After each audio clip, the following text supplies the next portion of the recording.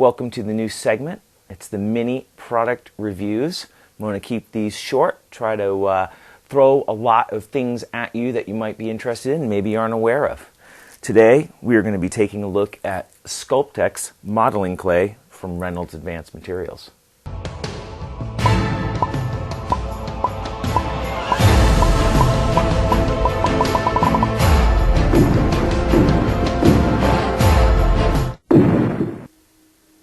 So here you can see three grades of Sculptex clay. Now this was provided to me through Smooth On, who is associated with Reynolds Advanced Materials. Reynolds is a distributor for Smooth On products, but I don't believe Smooth On creates Sculptex. But they did hook me up with this as a promotion, for me to review and to try out. The Sculptex comes in three grades, and I have purchased previously the soft Sculptex. Here's some of the material that I've used. So I'm most familiar with this, but it was a nice opportunity to see the different grades and perhaps think about how they could be used. One of the important things about modeling clays is that they should be sulfur-free. If they're not sulfur-free, they're going to inhibit the curing or the setting up of silicone rubbers.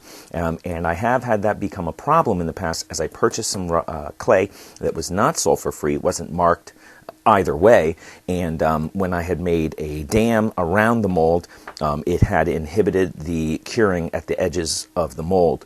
So what do I mean by creating a dam? Well, this is how I've been using the soft clay, and it has a variety of purposes, obviously, but one of the simplest ways is to use it as a mold box, basically, for a piece that you want to cast. So you're going to have to use your imagination here a little bit, but the very, very simplest mold box you can make would be to, enclose in a circle, for instance, or a square, or whatever size, with the clay so that you can pour into it.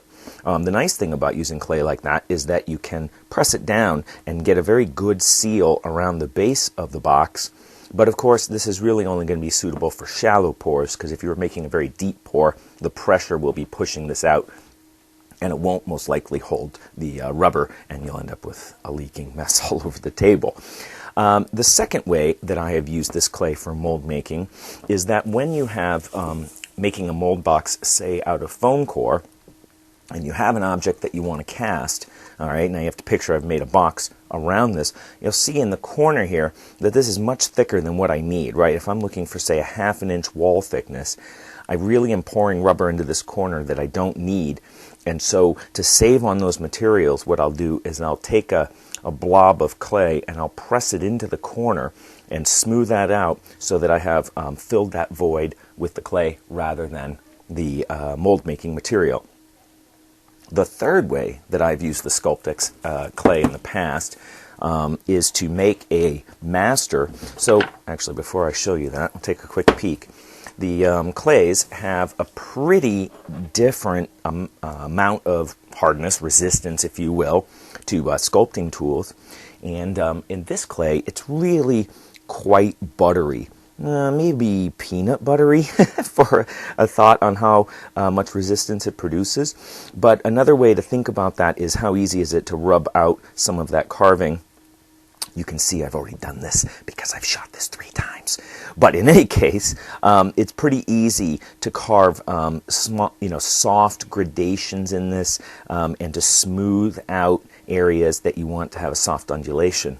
In the medium hardness, it definitely offers more resistance, but it's still quite easily worked and would be, I think, pretty appropriate as a hybrid material between these two.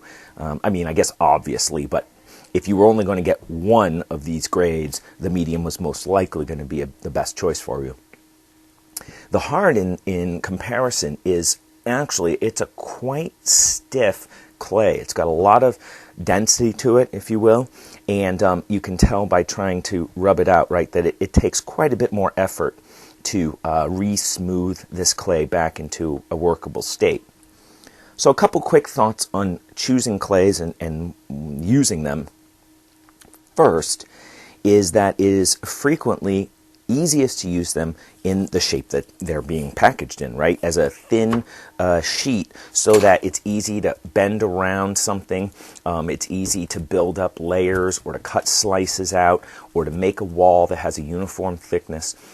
So frequently when I'm using clay, what I want to do is I want to roll it out, and I have a big sort of iron weight that's a cylinder, and I use that as my rolling pin to re-flatten this, to smooth it out. It still takes work with the soft clay. Let me just warn you there. It's not easy to do. It's going to be a bear to return the hard clay back to that kind of a smooth surface for reusing it. However, if you want to carve, for instance, I made this mold for my waves, my new wave texture. Oh, Sadie's here. She's sounding upset. And when I carved it, right, I wanted soft undulations. So the soft clay made a very suitable material to use that for carving. But if you wanted to carve something that has more detail in it, maybe sharper points, something like that, or extensions, right, that need to be supported by their own weight, then you're really going to be looking at the hard clay. So it's going to be dependent on, you know, what kinds of things you're going to be doing with it. And if you're not sure and you want the maximum flexibility, probably the medium clay might be the way to go. But I will say, getting this back into shape, into a flat block that you can use to cut and stack or make walls out of, it's still a little tricky with the soft. It takes some muscle work. So consider that when you're thinking about them. Another tip that Smooth On representative was here, and she told me that it takes, that you should use care, I should say, in that the clay that you use with molding compounds shouldn't be intermixed. So if you're using a clay for silicone mold casting, you'll notice here, right, a little bit of trimmed silicone has actually gotten on the clay, and there are very likely little tiny microparticles of silicone somewhere embedded in this clay. She said that it's important not to use this clay for urethane rubbers and vice versa. I haven't tried that before, and I don't know what problems can arise from that. I haven't done a lot of research on it, but I just wanted to mention it as it was specifically mentioned to me, and it definitely lodged in my mind in thinking about what I have for clays. And I've got this big tub of clay, and now I'm like, okay, that's my silicone clay, and if I ever want some for urethane rubbers, that I should probably buy some more. Each of these blocks is about $3, and you may need quite a bit if you're interested in doing a lot of clay work. I think I initially purchased 3 of these blocks, and that has done very well for most of my applications. There have been a few where I wish I had a little bit more clay, so it's something to consider.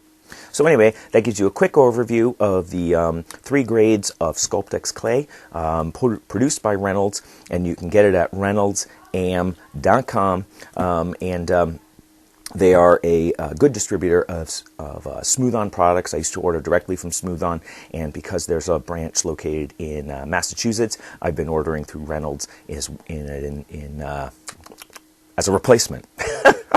And they also carry a few products that aren't necessarily Smooth On, so it gives you a little bit more variety.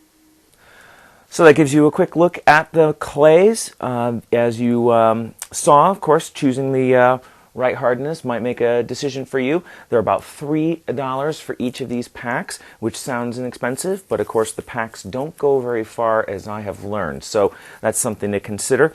I'm not aware of a lot of other modeling clays that are like this, designed for mold making. I know there are a few out there, so you might want to price shop. But in my experience, I have enjoyed using it, and probably will look at getting a couple of the other hardnesses for myself. So stay tuned. A giveaway will be coming up, which will include the Sculptex clay. So if you're interested in getting your hands on this for free, stay tuned to the channel, and I will be back soon with another TerranScapes video.